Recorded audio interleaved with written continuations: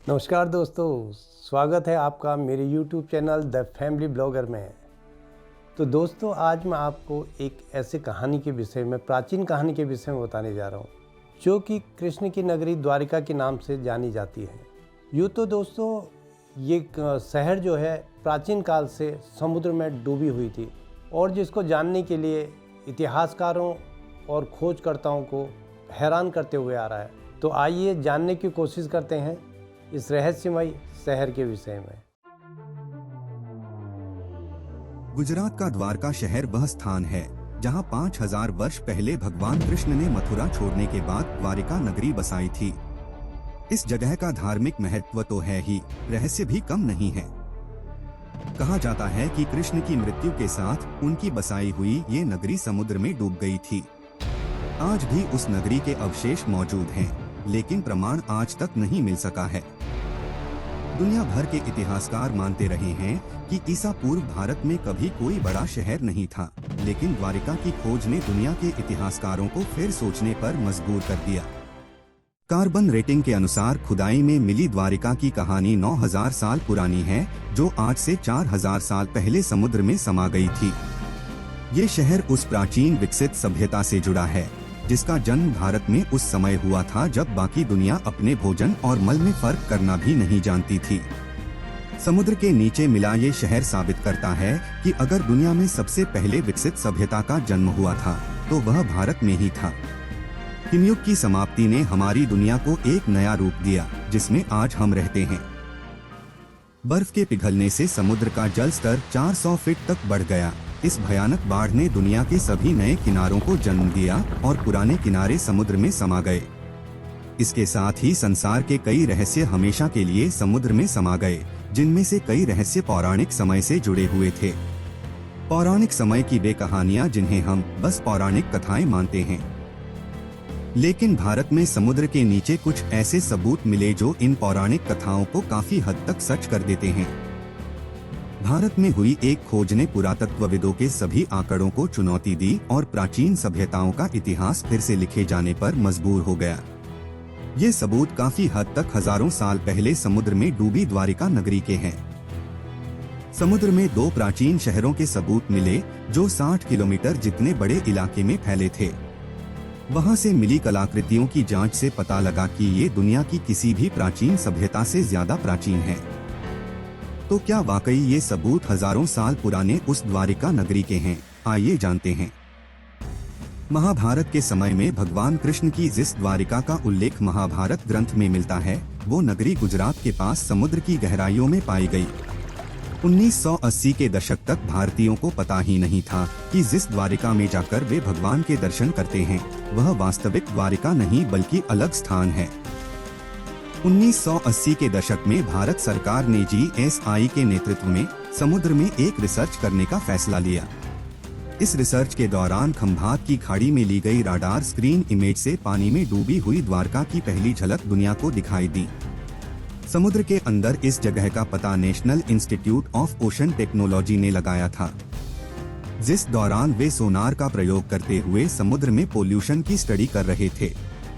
तब उन्हें पता लगा कि समुद्र में पाई गई इस जगह पर बड़े ही व्यवस्थित तौर पर बनी ज्यामितीय आकृतियां मौजूद है।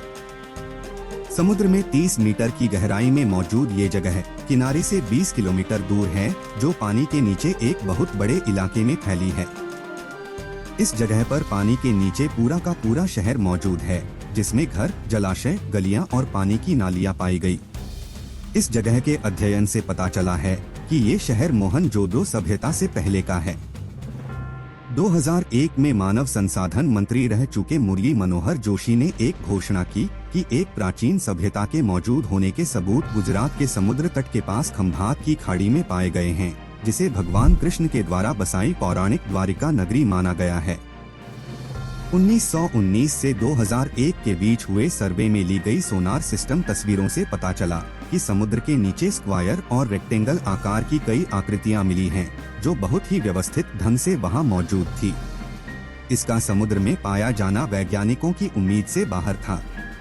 वैज्ञानिकों का कहना था कि समुद्र में मिली ये आकृतियां प्राकृतिक तौर पर नहीं बनी हो सकती। उनका मानना था कि ये आकृतियां मानव निर्मित है। खोज आगे बढ़ी तो पता चला कि खंभात के इलाके में समुद्र की 20 मीटर की गहराई में इसके और भी कई राज दफन हैं जो अभी सामने आना बाकी है।